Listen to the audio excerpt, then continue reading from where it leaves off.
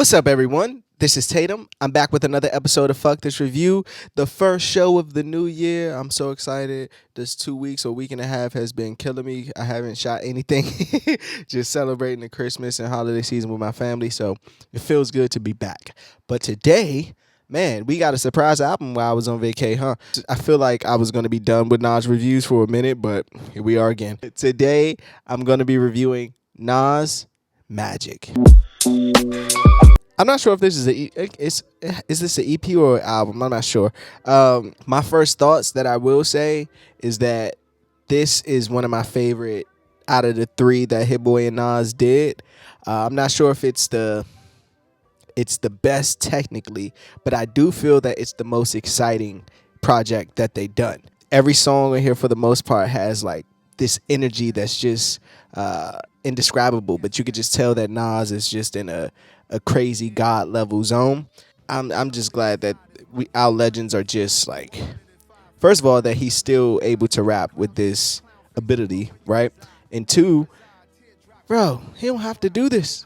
Like, he don't even have to do this to be releasing these albums so back to back. That's 3 in a year and a half. It's just like, it's crazy. Like, that's just crazy for someone like Nas, and it makes me think like, wow, I want this for my other legends, the hoes and things of that nature, just to find not saying go out there and find a producer whatsoever, but just connect with someone that drives you like this, because Nas don't have to rap no more. Like, he got so many investments and he's independent now, which makes this even more great that he has 3 albums under Mass Appeal, 2 of them Grammy nominated for Rap Album of the Year at this point. It's just incredible, man, just to see the one of the legends, one of the GOATs still crushing it. So I'm happy to talk about this album, and I don't want to waste any more time. Before we start, though, make sure you hit that like button, hit that subscribe button if you're new to my channel. If you're not new, welcome back. And you need to tell a friend to tell a friend.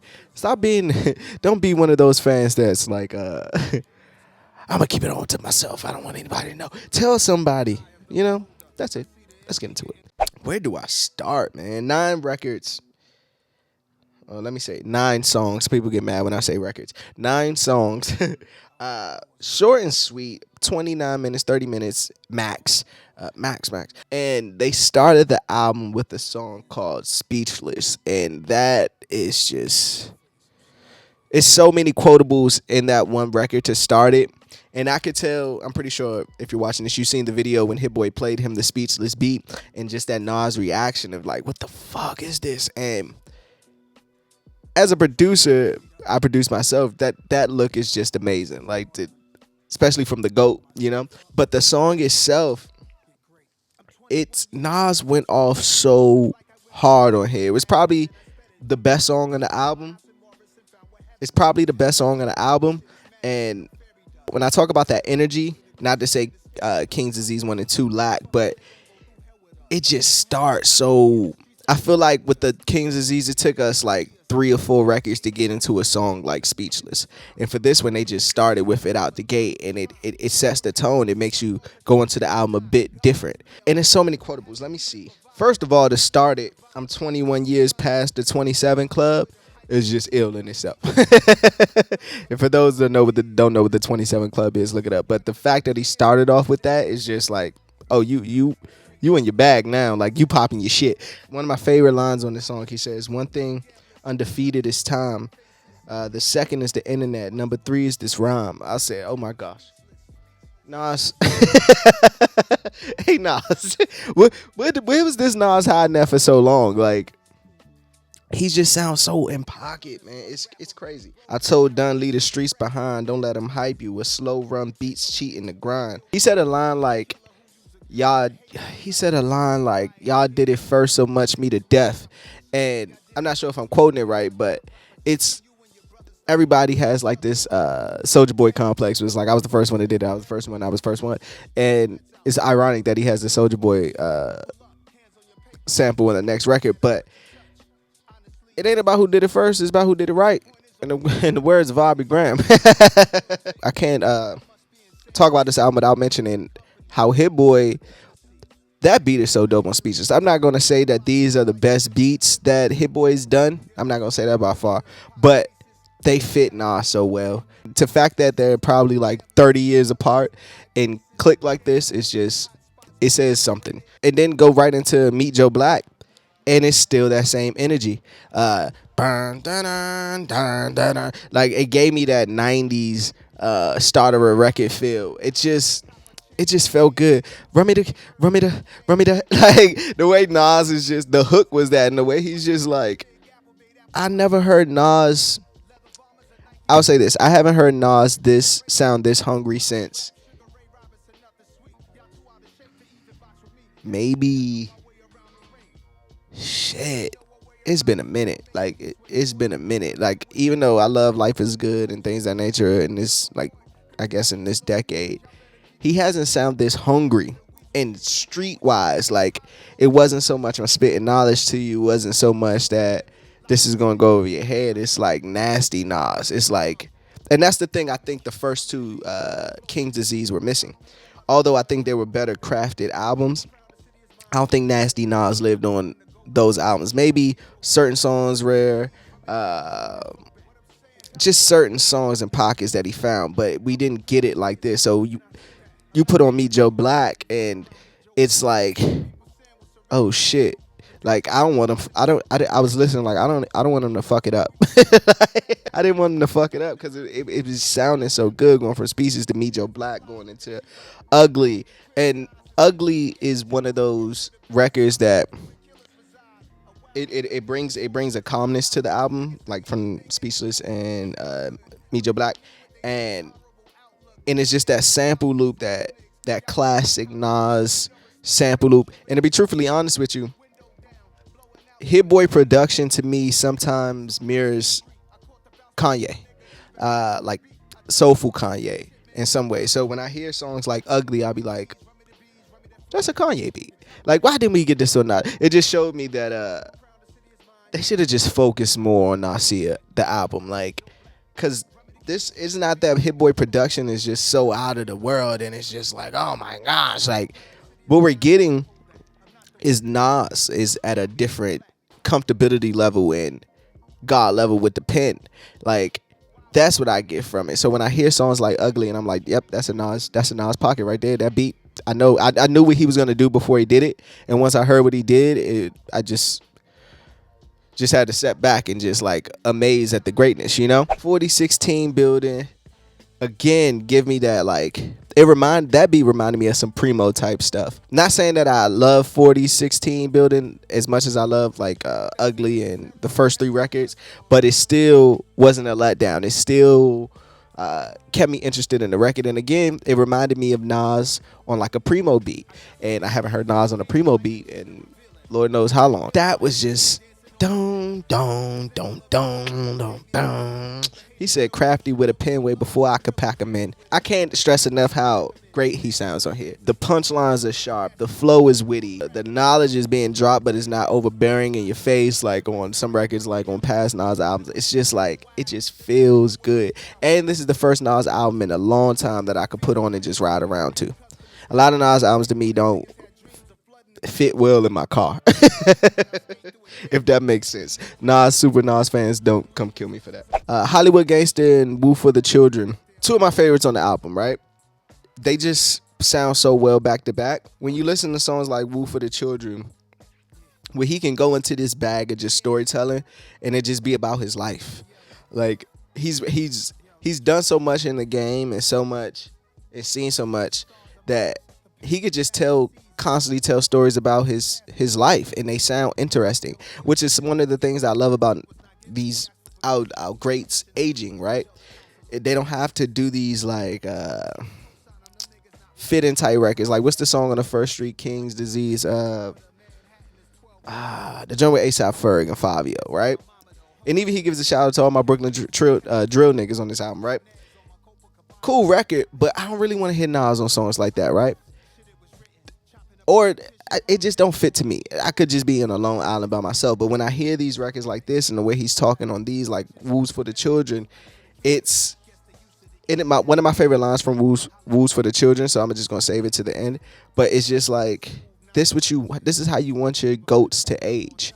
This is it. Like, just it's certain things I won't mention the rappers, but it's certain rappers I love as a kid. But when I'm older, I can't really listen to them with their newest stuff because it seems like they're stuck in a moment and they won't leave that moment. And it's like if you would just be truthful about what you're doing right now, it would connect way better. Everybody loves the truth, man. Even if they don't like it at first, everyone likes the truth. Everybody likes to see the real you. That's what I'll say that. Everyone likes to see the real you, and we could tell when you're not being you, especially in a rapper. And even to name it "Woo for the Children," he shot out so many like lost legends on here: ODB, Big L, Jam Master Jay. Just like keeping those names alive, and it's just great, man. I'm rambling. It's just great. He even sent a little shout at his OG fans who want him to keep making the same records. Like, I think that's dope. Like, shut the fuck up. In my Juicy J voice. Shut the fuck up. Wave Gods featuring A$AP Rocky with the scratches by Primo. I don't really like that song that much because I barely hit Nas on it, and I like some A$AP Rocky stuff, but I feel like he does the same like kind of flow on every song too, and it didn't really bring anything to the table for me. It was cool to see him connect with the younger G's. Since he's the OG, it's good to him connect with some of the younger G's and just, because he's good at it. He did it with Big Sean's, he did it with A$AP Rocky, A$AP Ferg, 504. Like, it's good to see that aspect, but I'd rather just see Nas with like singers on the hook and not rappers. Like, certain rappers he just don't gel with to me, and that's just me, because Nas has this tone of voice that when you hear it, I just want to hear him. But shout out to Primo too. The Truth is crazy. Can't bury you with your money. And I think that's one of the ones he just wanted to pop his shit on. I think this whole mixtape or album, whatever you want to call it, is him just wanting to pop his shit for a minute. Like he said, this is the appetizer to King's Disease 3. Hopefully they can, like, if they do 4, that's great. We just gotta look at it different, man. If Nas give us 4 back to back, I don't know, lost count. It's just incredible. I like Dedicated because it starts off with like this cool 90s bop kind of beat, and as soon as Nas started rapping, it sounds like a story, right? So then he does that, and then it goes into like the beat switch, and then it just becomes like this hard ass, hold up, what the hey, yo, what y'all doing over there type shit, you know what I mean? Like, it's just crazy. And the way he ended it, a lot of people try to be something they ain't. We want money to fit in the bag, we want money to fill up the bank. And then it's not a Nas album if he don't just ask for better shit for the hood. Like, we need better schools, better teachers, better funding. I appreciate him saying that, because who else is gonna say it if Nas don't? Yeah, I love Dedicated. Just to flip that beat, and he had some line like, for my niggas laid up, stapled up, like just that imaginative bars, bro. Like, I see it. And it was just a great closer to the album. Like, even with the Magic sample playing, it was just the perfect closer to the album. Let me get into my favorite songs. I'm gonna go with Speechless, Hollywood Gangster, Woo for the Children. Worst song, I'm gonna go with Wave Gods, which I mentioned already. Best line, he said, I don't see the point of weak sayings like, all them niggas on top be blocking, or never help me, man, stop it. It's hard watching brothers who smart but think they not. I need them to realize what they got is a fresh start. That brother that you claim so powerful, the one that you said has a whole lot of pull, probably already tried to pull his brothers up and got betrayed, got snaked, got played. Meanwhile, he balances his challenges. It's hard for him, even though his talent is God-given. Pardon him. Stop putting your faults on him. What did he do to you now? That man in him is bringing the kid out of you out. You a kid to him and you still playing victim. You weirding me out. And that kind of remind me of, like, I saw a Big Sean post a line from that, and I was like, that's what you did on Drink Champs. But whatever. That line is just dope. Just like, yo, stop telling everybody that's on the top holding you back and what this man ain't do for you, do for yourself. You don't know exactly what that man's been going through. You don't know if he tried to help pull his brothers up and they shitted on him and that caused him to never want to do that again. You gotta think about stuff like that, and sometimes you just gotta put life into perspective, right? And step out of yourself. As far as a rating, fucks given, man, I'm gonna give it a 5 out of 5, man. This is just great. There's no flaws on this album. 9 records, you can't go wrong. It's kind of like Illmatic, right? Not saying the quality, wait. Just the amount of songs. I know how I know how Nas fans are sensitive about Illmatic. But let's wrap this up, though. Shout my young New York niggas out there on that drill shit. In closing, when it comes to Nas Magic, great album, man. Bravo, Nas. Bravo, Hit Boy. You guys did it again. I feel like, how long can you keep this going? YouTube. Like, I want to see what's next. Like I said in the beginning of it, I'm not sure. It's still early, so I'm not sure if it's better than King's Disease 1 or 2. But I can say that the energy is way better. The energy is way up compared to those first two. And those first two are great, but the energy on this one is just way up. We got nasty Nas. We got Nas in his bag. We got Nas spitting. We got Nas. He just sounds rejuvenated on this one, and I'm here for it as a Nas fan, and that's all I can ask for. But you guys let me know what some of your favorite songs on this album. Where do you rank it within the Nas and Hit Boy discography? Don't forget to hit that like button. Don't forget to hit that subscribe button. Happy New Year's to everyone. This is the first video of the year, so I'm excited to be back. I got a lot of great stuff coming this year. Go check out all of my other Nas reviews. I'll put them up here somewhere. And that's pretty much it, man. As always, fuck this review. I'm Tatum. Peace.